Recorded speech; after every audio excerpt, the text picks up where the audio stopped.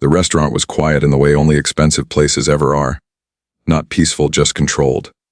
Crystal glasses caught the warm light overhead. Silverware rested perfectly aligned, and conversation stayed low, careful not to rise above the soft music drifting through the room. This was the kind of place where people didn't come to relax. They came to be seen. Near the entrance, a waitress stood frozen, her hands clenched around a small notepad.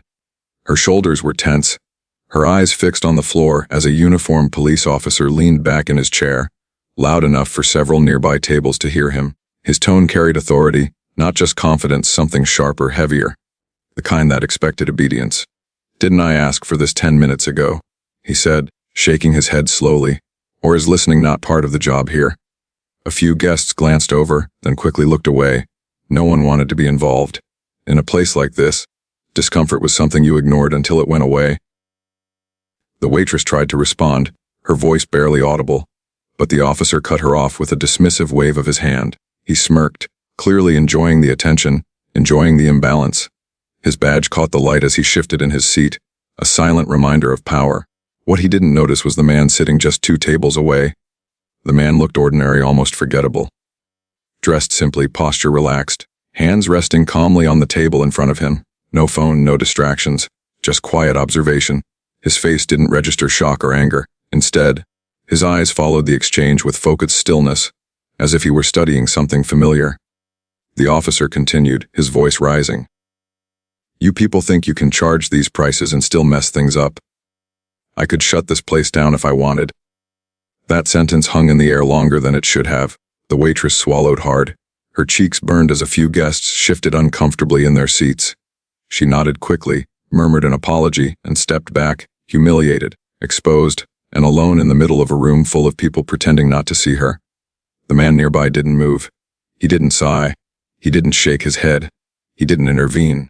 Instead, he watched the officer with the same calm one might use when watching a storm roll in from a distance, knowing it was real, knowing it was dangerous, but never panicking.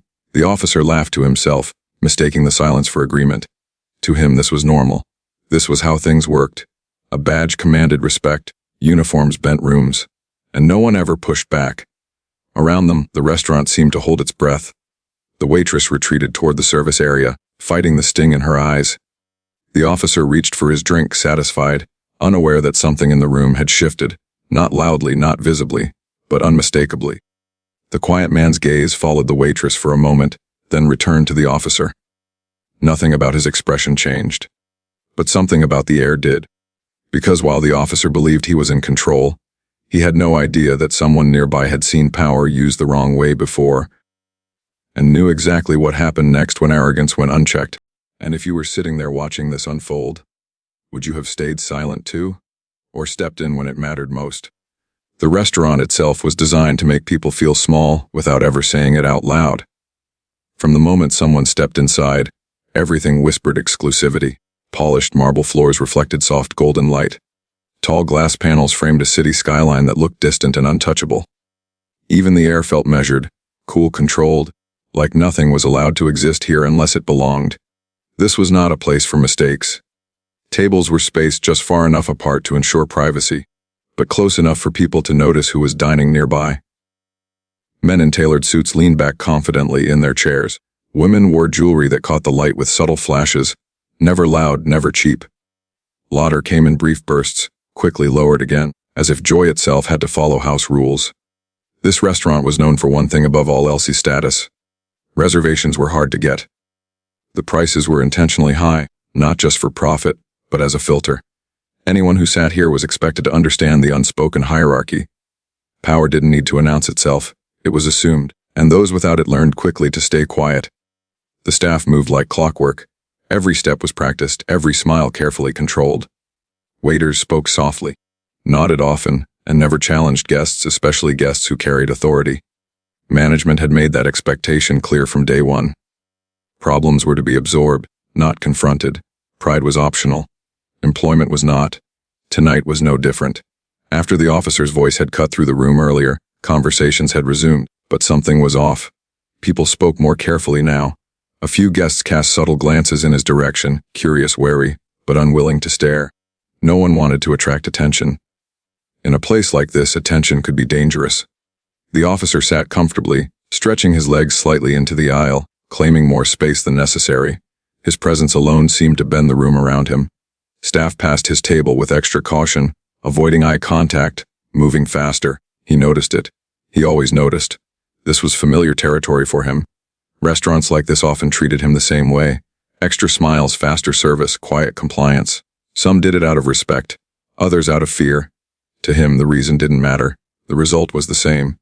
Across the room, the quiet man remained seated, unremarkable at first glance. He didn't dress like the others. No sharp suit, no polished accessories. His clothes were clean, well-fitted, but plain. The kind of outfit that didn't announce wealth or status, just comfort. He blended in, yet somehow didn't.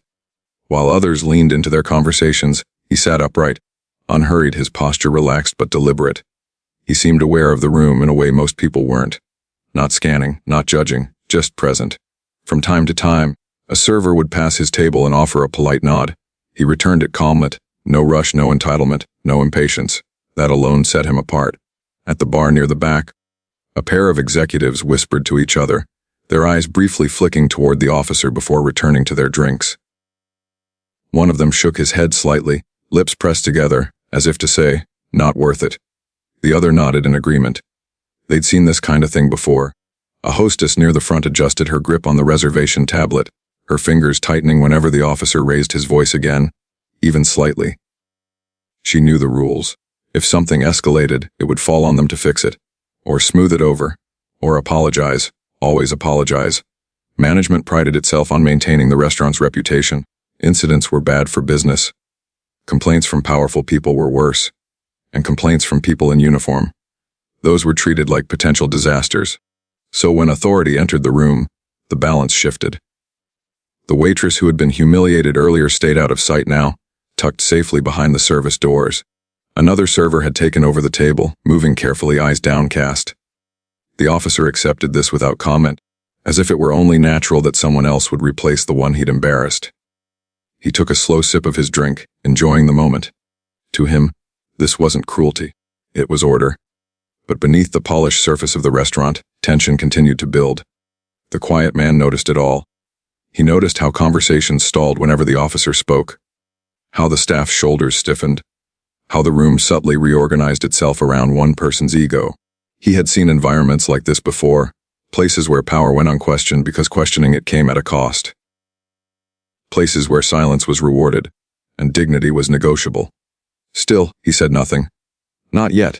The officer leaned back again, glancing around as if to confirm what he already believed everyone knew their place. He didn't notice the man watching him, not because the man was hiding, but because the officer had never learned to recognize quiet authority. To him, power was loud. And in a room built on appearances, that misconception was about to matter more than anyone realized. The officer's impatience didn't fade with time, it sharpened. What had started as irritation slowly turned into performance. He shifted in his chair, drumming his fingers against the table, glancing around as if daring the room to challenge him. His voice rose just enough to make sure people heard, but not enough to seem uncontrolled. He knew exactly how loud to be. The replacement server approached carefully, posture stiff, carrying the officer's order with both hands. Before the plate could even touch the table, the officer leaned forward and frowned.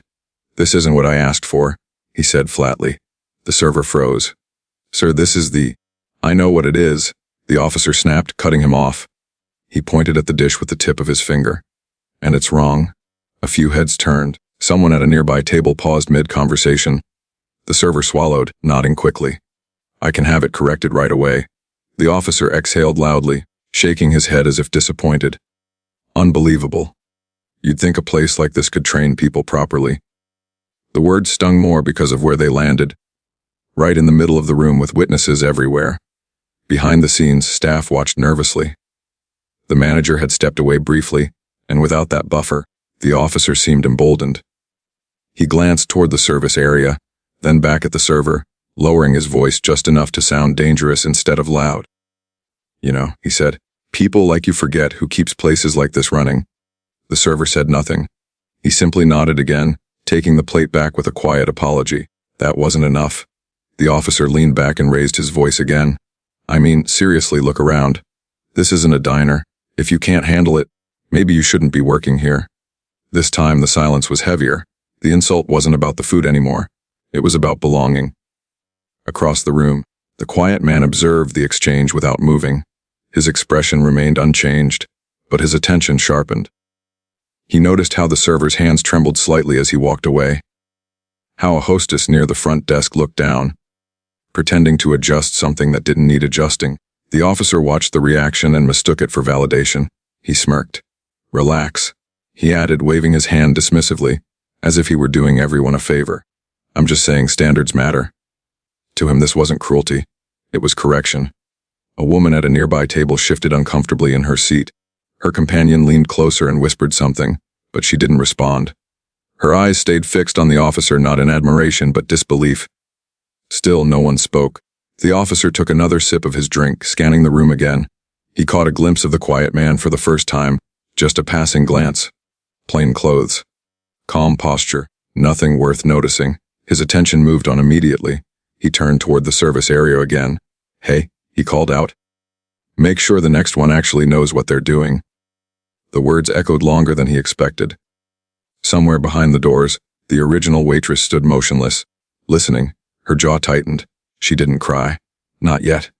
But the humiliation settled deep, heavy and hot, like something she'd remember long after the night was over. Back at his table, the officer adjusted his chair, satisfied. This was the balance he understood: authority up top, obedience below. He had no idea how transparent he'd become to those watching him closely. The quiet man's eyes followed him, not with anger, not with judgment, but with a kind of measured patience. He had seen this exact posture before. The confidence that came from believing consequences were for other people. The server returned again, this time with a different dish, carefully prepared. He placed it gently on the table and stepped back. The officer inspected it slowly, deliberately, letting the moment stretch. Then, without looking up, he said, "Finally." The server murmured an apology and turned to leave. "Wait," the officer added. The server stopped. "Next time," the officer said, lifting his eyes now, "remember who you're serving." The sentence landed like a slap. The server nodded once and walked away, shoulders tense, spine straight only because it had to be. Around the room, people exhaled quietly, as if something they'd been holding in finally released. But the tension didn't disappear. It simply shifted. Eyes drifted again toward the quiet man, though no one knew why. Something about his stillness felt different now, intentional. The officer, unaware, leaned back and smiled to himself. He believed the moment had passed. He believed the room belonged to him. But somewhere between the polished floors and the whispered conversations, the balance was already beginning to tilt. And if you were sitting there watching this unfold, would you have stayed quiet like everyone else? Or noticed the moment when silence stopped being safe? The man remained seated, exactly where he had been since the beginning of the evening. If anyone had been watching closely, they might have noticed that he hadn't touched his drink in some time. It sat untouched near his right hand, condensation slowly sliding down the glass. He didn't fidget. He didn't shift in his chair. He simply observed. From the outside, it looked like indifference. But it wasn't. His attention was precise, deliberate. He noticed the officer's posture, the way he leaned back, expanding into the space around him, claiming more room than necessary. He noticed how the officer's voice changed depending on who he was addressing. Louder with staff. Softer, almost playful, with nearby guests he considered equals. Patterns like that were easy to recognize when you'd seen them before. The man's eyes moved calmly through the room, taking in details most people missed. The waitress disappearing behind the service doors. The way a server hesitated before approaching the officer's table. The tight expressions, the forced smiles. This wasn't chaos. It was controlled pressure applied slowly, confidently. He had seen this kind of power before. Not the kind that protected. The kind that tested how far it could go. Still, he did nothing. There was no tightening of the jaw. No visible irritation. His breathing stayed even measured. He didn't look like someone preparing to intervene. If anything, he looked like someone waiting. Waiting for what no one could say. At a nearby table, a couple whispered quietly. Their eyes flicked toward the officer, then toward the man, then away again. Something about the man's presence unsettled them, even if they couldn't explain why. He wasn't staring. He wasn't reacting. He was simply there. The officer laughed at something on his phone, the sound sharp and brief. The man didn't look away. He studied the laugh the way one might study a tell in a card game. Not with judgment. With curiosity. Time stretched. In places like this, moments usually moved quickly. Plates arrived. Drinks were refilled. Conversations flowed. But now everything felt suspended. The music continued to play softly, yet it seemed distant. Even the clinking of silverware sounded muted. The man's posture never changed. He rested one arm lightly on the table, the other relaxed at his side. There was no tension in his shoulders, no restless energy. He looked completely at ease in a room that had grown increasingly uncomfortable. That calm stood out more than anger ever could have. The officer glanced around again, as if expecting a reaction, approval perhaps. He didn't find it. He noticed people avoiding his eyes now. Servers moved faster, quieter. The attention he'd enjoyed earlier was fading, replaced by something colder.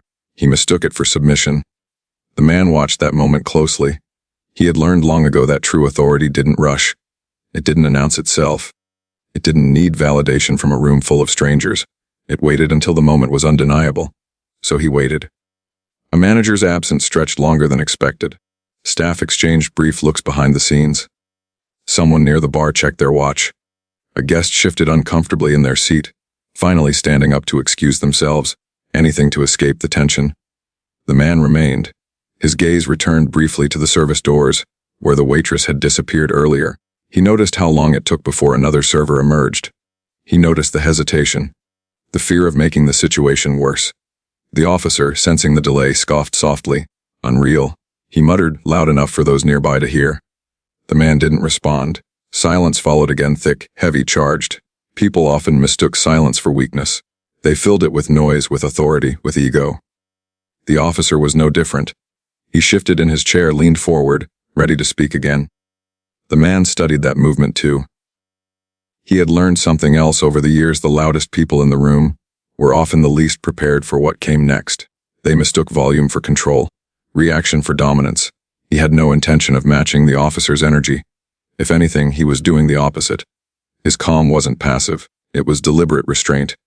To an untrained eye, nothing was happening at his table. No gestures. No words, no signs of confrontation. But beneath that stillness was a clear understanding of the situation and of timing. Intervening too early would change nothing. Intervening too late would change everything. So he waited for the moment when silence would no longer protect the wrong person. Around him, the room seemed to sense it too. Conversations died down further.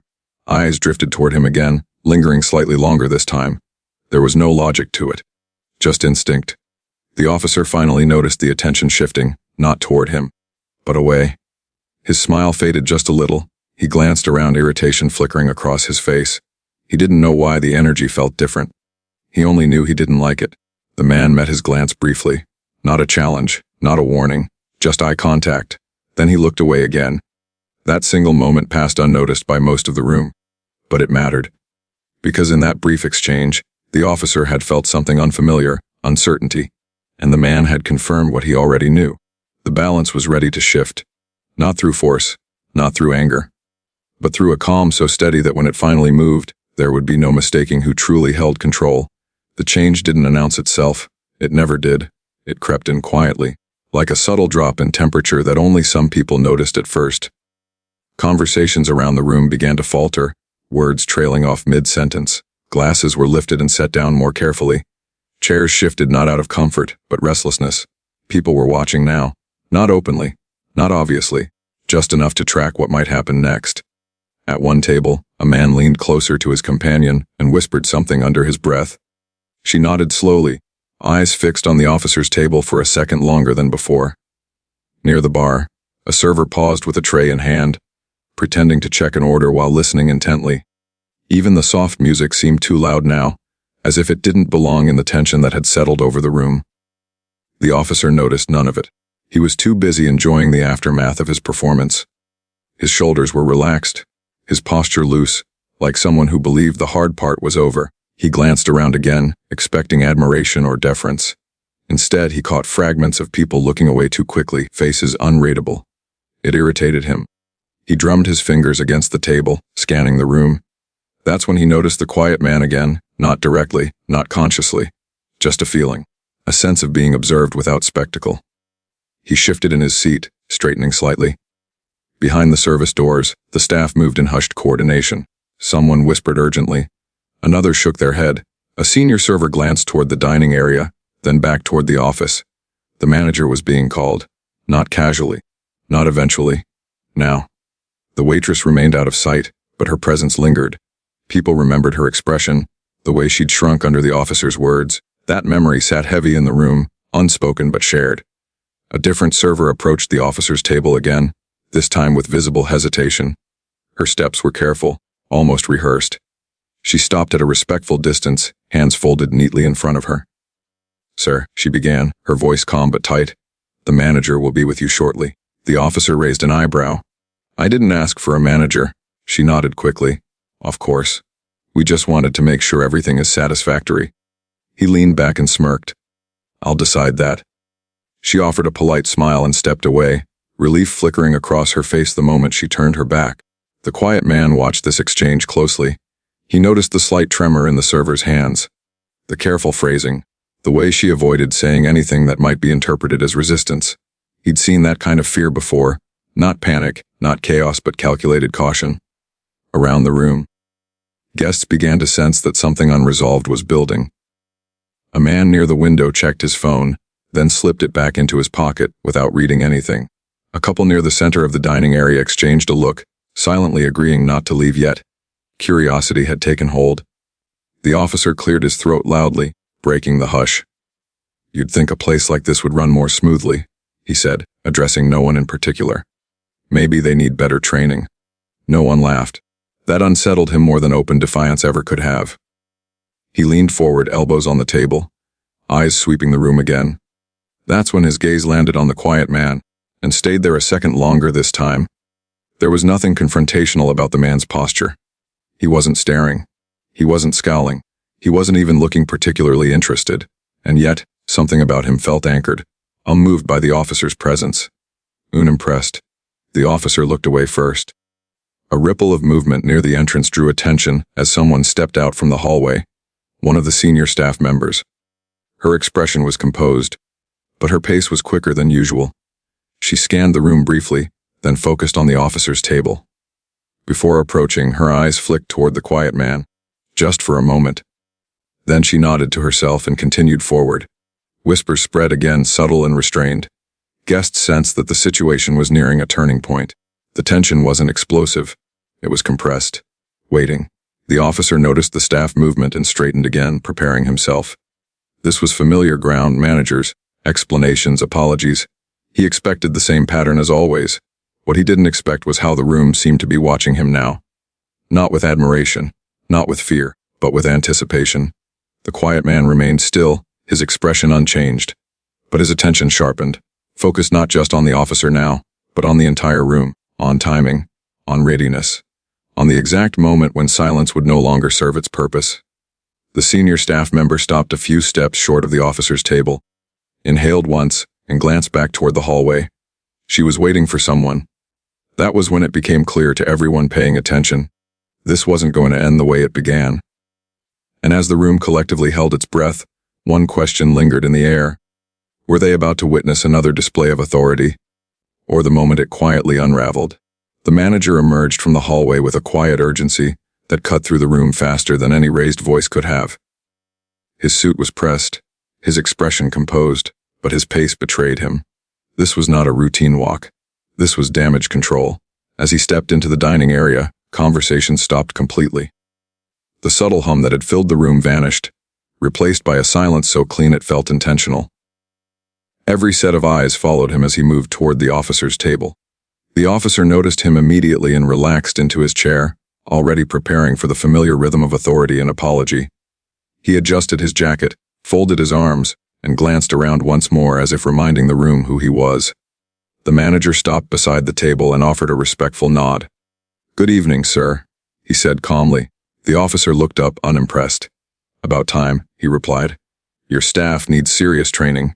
The manager listened without interrupting. He didn't argue. He didn't defend. He simply absorbed the words, nodding once as if acknowledging a minor inconvenience. Then, without responding, his gaze shifted, past the officer, across the room.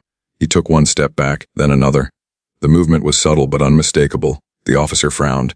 "I'm talking to you." The manager didn't answer. Instead, he turned fully now, his attention settling on the quiet man seated a few tables away. The man looked up slowly, meeting the manager's eyes without surprise. The manager straightened, his tone changing instantly. Not louder, not softer, different. "Sir," he said carefully, "may I speak with you for a moment?" The room froze. The officer turned in his seat, following the manager's line of sight. Confusion flickered across his face as his eyes landed on the quiet man. He took in the plain clothes, the calm posture, the absence of reaction. "This about me?" the officer asked, half laughing. "Because I'm right here." The manager didn't look back at him. The quiet man rose from his seat with unhurried ease. He stood tall, composed, his movements deliberate but effortless. No drama, no announcement, just presence. As he stepped forward, a murmur rippled through the room, soft, restrained but unmistakable. Recognition spread in fragments. A widened eye here, a hand covering a mouth there. Someone near the bar whispered a name, barely audible. The officer noticed it too. "What's going on?" he demanded. The manager stopped a few feet in front of the man and inclined his head slightly. "Mr. Seagal," he said, "I apologize for the disturbance." The name landed heavily. Steven Seagal. The officer's expression changed instantly. At first, disbelief, then confusion, then something closer to panic. He looked around, searching for confirmation. Faces, reactions, anything to anchor himself. But the room had already decided. The attention was no longer his, it hadn't been for some time. Steven didn't respond right away. He glanced briefly toward the service area, then back at the manager. His voice, when he finally spoke, was calm and even. "It's all right," he said. "I've seen enough." The officer stood abruptly, his chair scraping softly against the floor. "What?" "This is a misunderstanding," he said quickly. "I didn't know." Steven turned to face him then, not aggressively, not angrily, just directly.